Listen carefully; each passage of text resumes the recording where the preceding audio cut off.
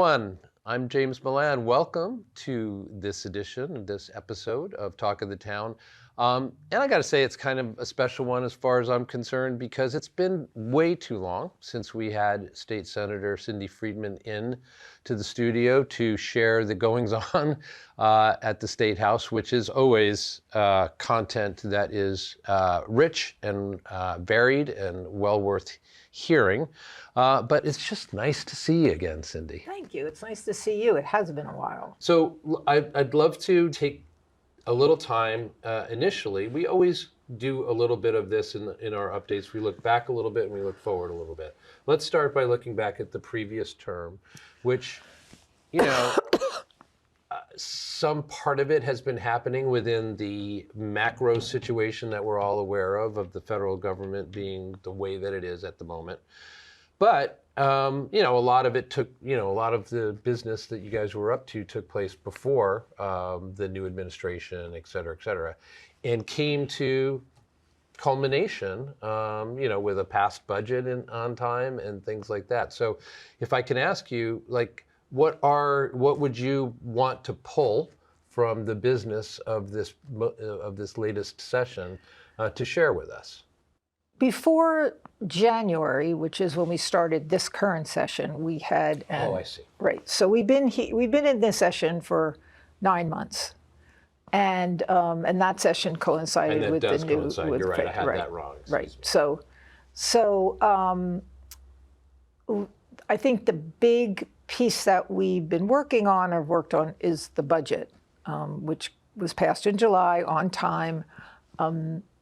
And we also came together with the House of Representatives to do a new set of joint rules, which I think, while a lot of it contains what the Senate has been doing, is now what the legislature is doing in terms of how, you know, when we put a bill out, that there's always going to be a summary, that we have limits on how long a bill can stay in a committee. And what's really important, I think, is that we've separated the reporting of bills in such a way that the House reports out bills that have been filed in the House and the Senate reports out bills that have been in the Senate. And before that, I think there was, because it took both sides to agree to report a bill out, things got backed up. So this way, it's more open.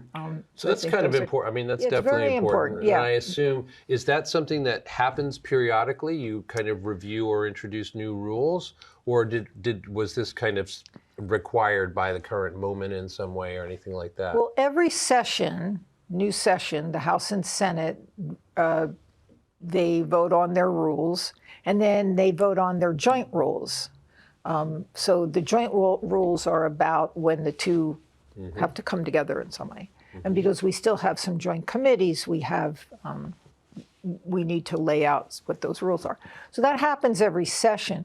We haven't had a change. I mean, we've had a change, but they haven't really been abided by for a number of years. This is the first time that both the conference committee that was put together to discuss the rules came up pretty early on with a set of rules for everybody to follow. So that's been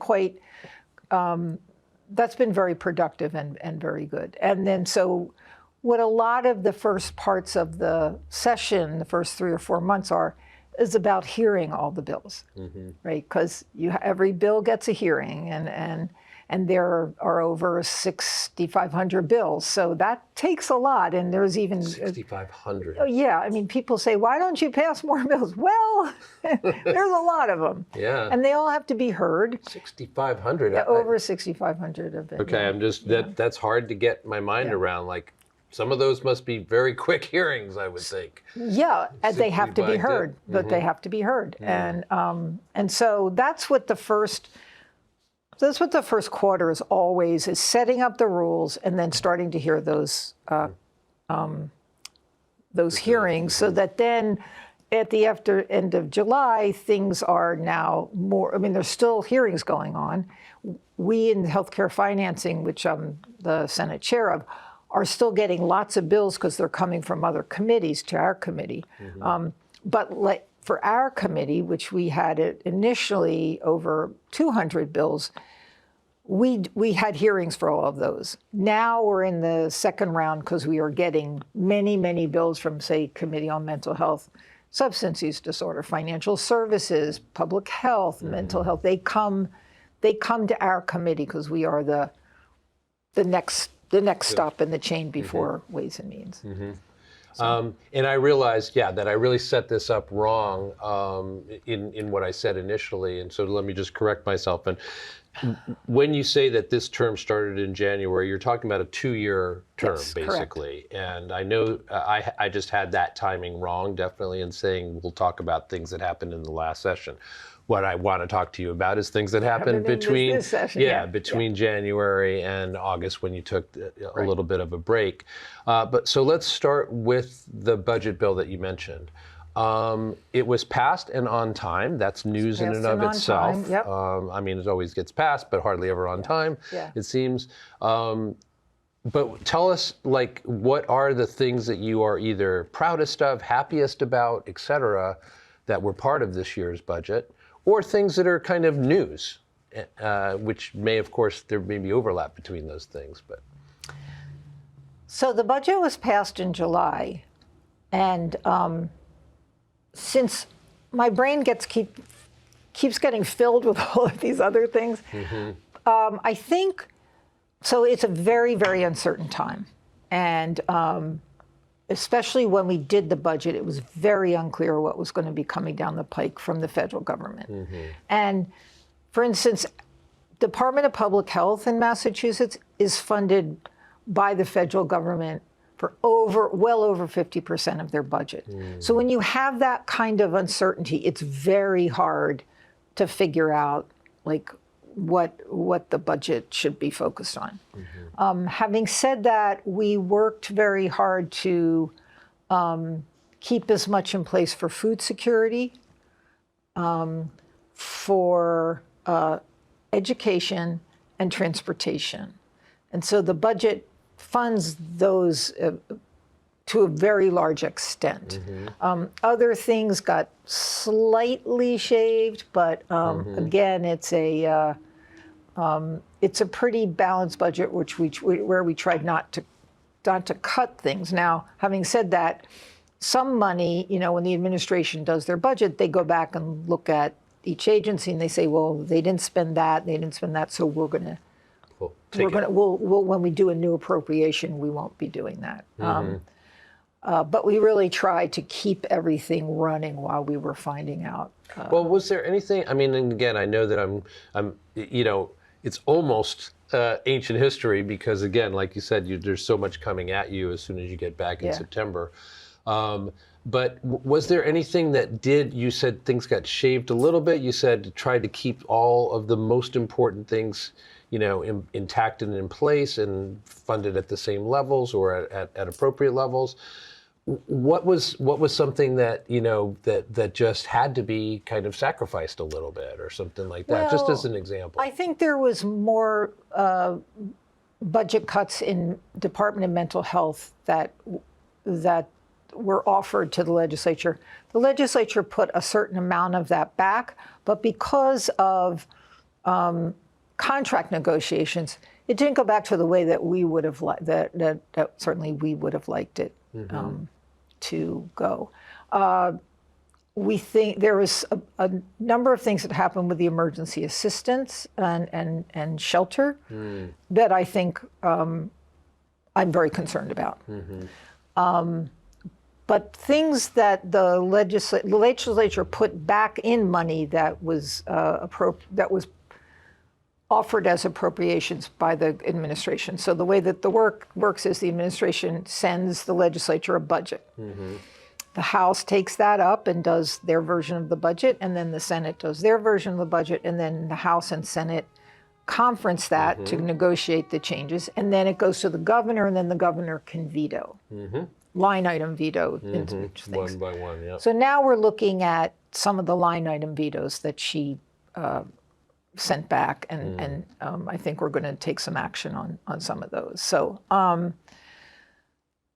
it didn't, I think there's been some cuts to reentry and criminal justice reform that I think, I think we have to look seriously at. And then we cut some mass health, and that's hugely, hugely problematic at this point. Yeah. So. All right. So, I mean, kind of encapsulating the whole thing, what I understand you to be saying is it was a tough time. Right.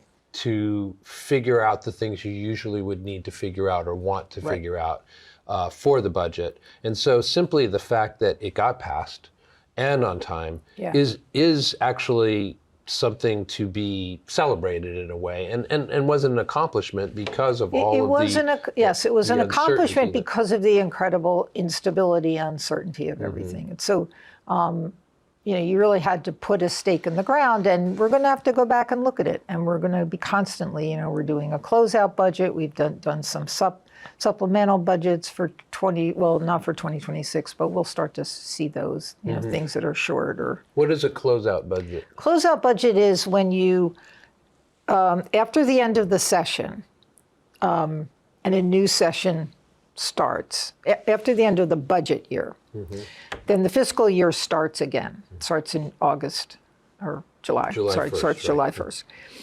The state then has to reconcile all of the spending that it was assuming it was going to happen, and all the revenue. And so what a closeout budget does is it rectifies any differences or shortfalls in that budget. But you can't do it until the end of the year, and the numbers are in. And the numbers are in, exactly. And then you have to, then the comptroller has to reconcile everything, figure out what's over, what's under, et cetera, and then we do a closeout.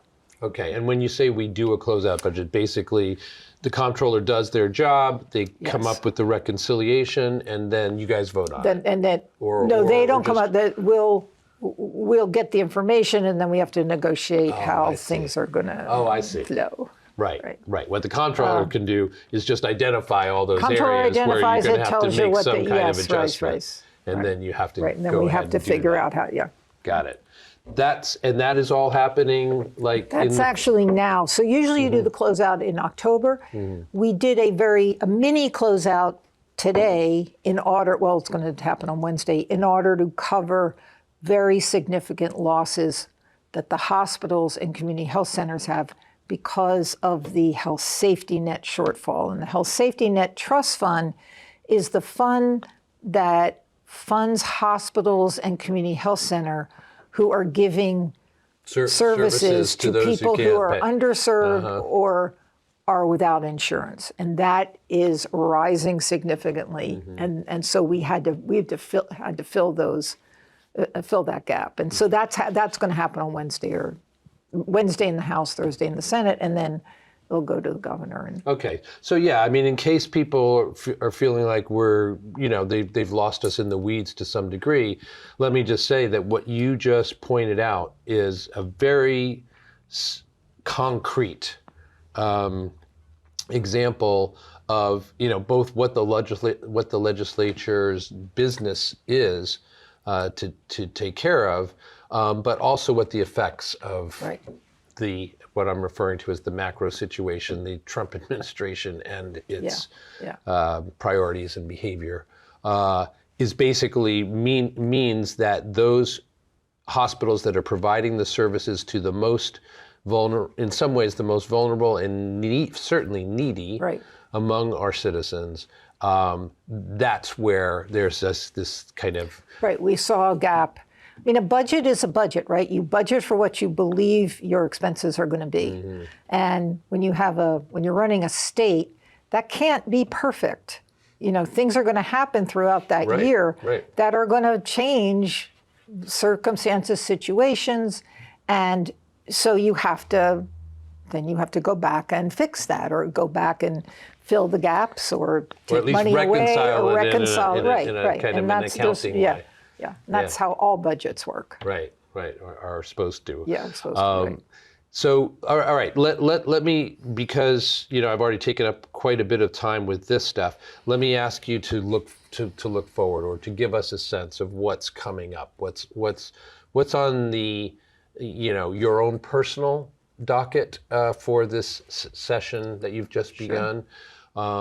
Yeah, and obviously, if there is anything that Arlingtonians, that is specific, or at least will have some kind of direct effect for Arlingtonians, would definitely invite you to include that if possible. But even broad strokes is fine. Sure. Well, I think so much that's affecting the state is also affecting individuals. So one of the big pieces we're working on right now is a data privacy bill.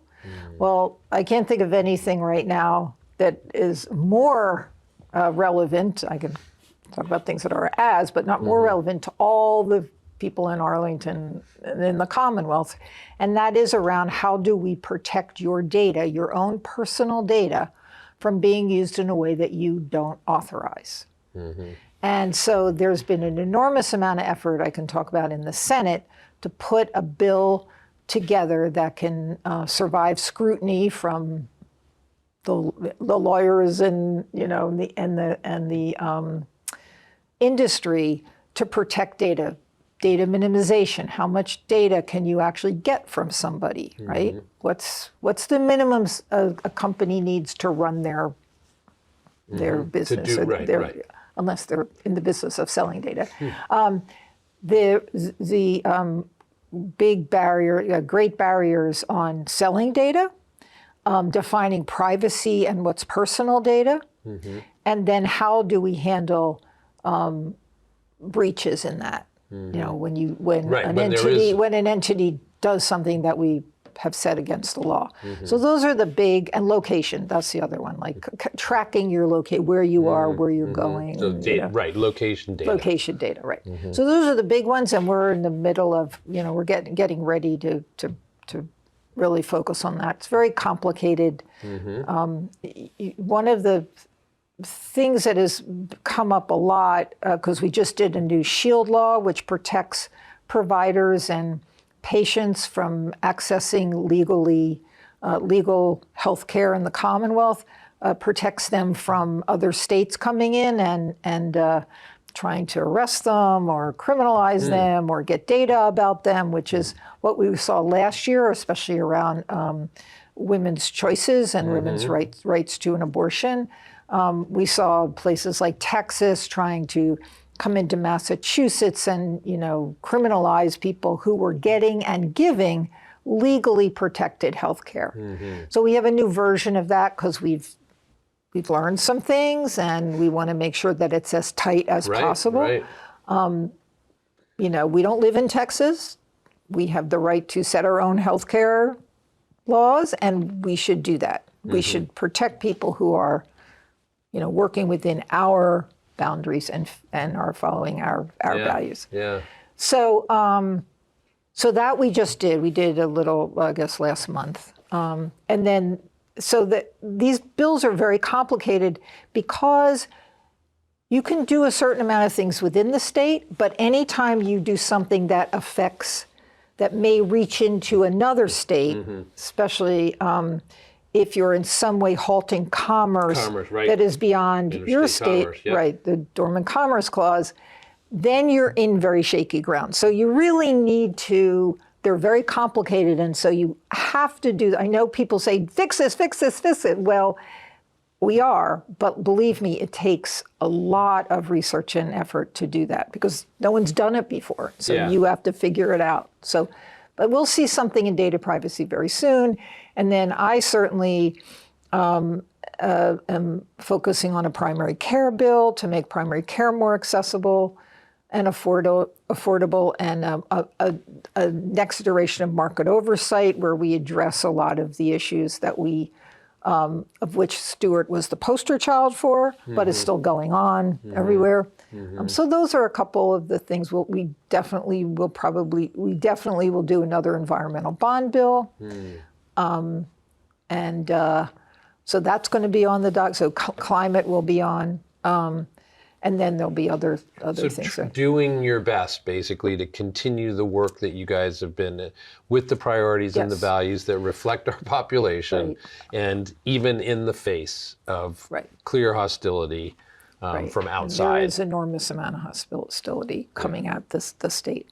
The Senate president set up the steering and policy committee, which is just it's just the Senate. It's not a joint committee, where we are tasked with providing protections, defending our values, and leading in this time of change. So we're looking at, and I'm the chair of that committee. So you are. yeah. Wow. So we're looking at immigration and how because we are hearing from everybody, people that have written me before saying, I don't believe in immigration, to wait a minute, this isn't what I signed up for. Masked men picking people off the streets is not what I thought, that have no record and have no, not what I signed up for. So we're trying to, but again, very federally focused. So what is it that Massachusetts can do is, so we're looking at immigration, the data privacy piece,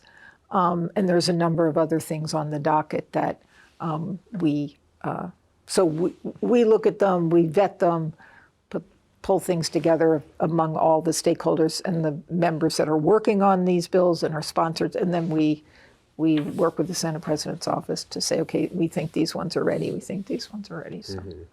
Yeah, I mean, what I am hearing, Cindy, is that people might have an impression, even within the State House here, that things move slowly and that there's a lot of horse trading and infighting and, this and that. It seems to me, however, that at this moment, at least, the bigger thing that people need to understand is there might be good consensus among you and your colleagues around getting something done.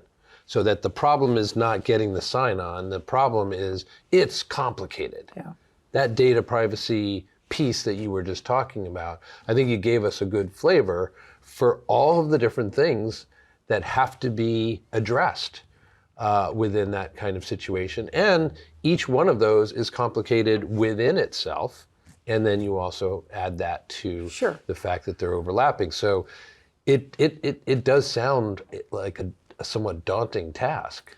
It's, it's all new. It's all, there's no roadmap for how you do this. And so we're trying to figure it out as we go.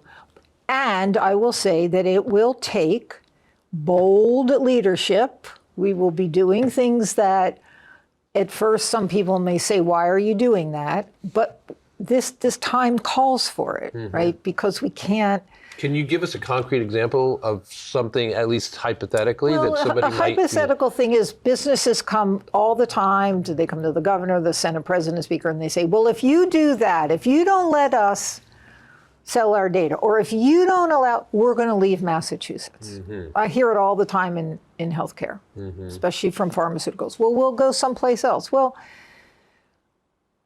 that's a big axe. That's a huge bludgeon, right? You start to, so what you then have to do is due diligence is this real? Will this happen? What is the effect of it is going to be on Massachusetts? So there's so many stakeholders in healthcare is just, you couldn't fill, you could fill, the garden and then you'd have to get more places for all the people that have an invested interest in healthcare, right?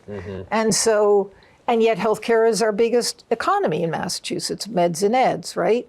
So when you do something in healthcare, when you make a change, you're not just making a change to that particular thing, you are making a change that ripples through, any real big change ripples through that entire ecosystem. And so at some point you have to be willing to say, I really do believe this is the best thing. I really have taken into account all of the different stakeholders, but we have to do this. Right. And what's the values that you're going to set that on? What's your basis? And my basis is everybody needs food on their table, a roof over their head, and really solid health care so that they're healthy enough and stable enough to go figure out the rest of it. And I put education right behind that. But basically, our job in government is to level a playing field or to make it so that everybody has the same opportunity. We shouldn't give you more opportunity than someone else, but we should make sure it's level. And that gets really hard, especially in this environment. Yeah. So in the couple of minutes we have left, I do want to talk a little bit more specifically about this environment, as you just put it. We're in the first, we all know, we're still in the first year of this administration.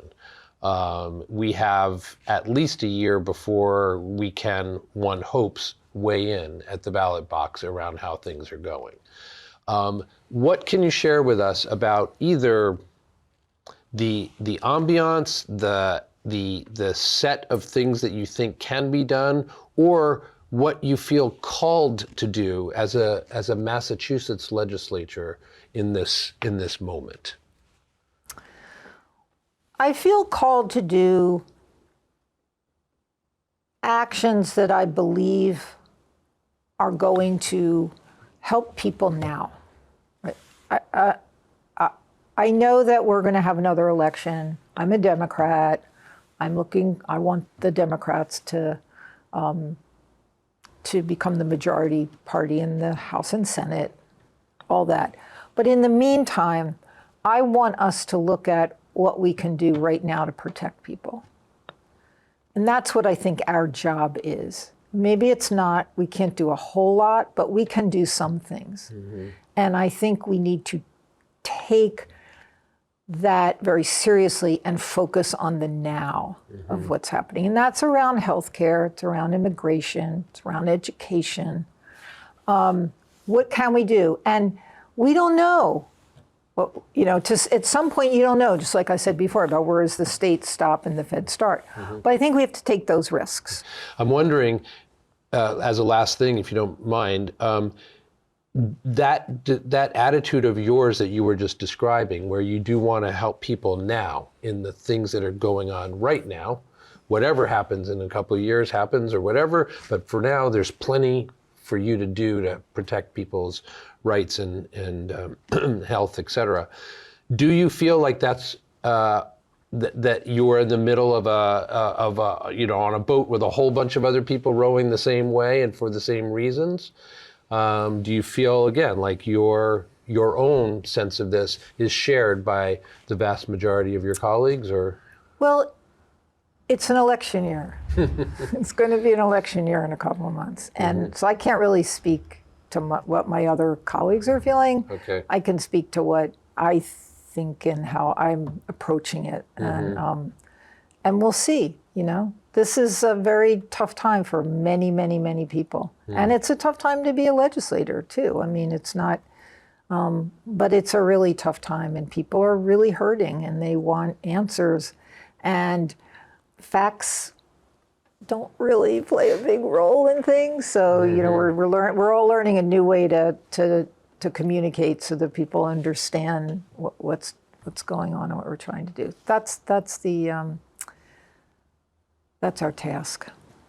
Well, we'll wrap up with that and the idea of, as you said, communicating so that people do understand what you're trying to do. Right. That's what you're here to do today as well, and you always do it well. We really appreciate it. Thank you.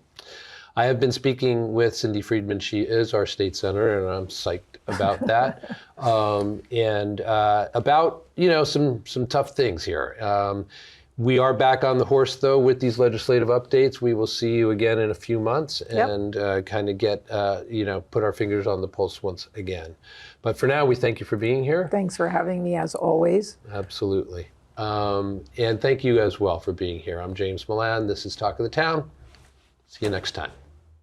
ACMi productions are only made possible with your support. Visit patreon.com/ACMi to learn how you can help.